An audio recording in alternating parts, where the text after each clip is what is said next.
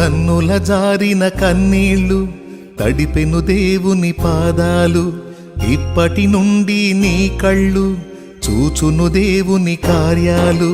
కన్నుల జారిన కన్నీళ్ళు తడిపెను దేవుని పాదాలు, ఇప్పటి నుండి నీ కళ్ళు చూచును దేవుని కార్యాలు. ఉందిలే దీవెనా ఎందుక వేదనా.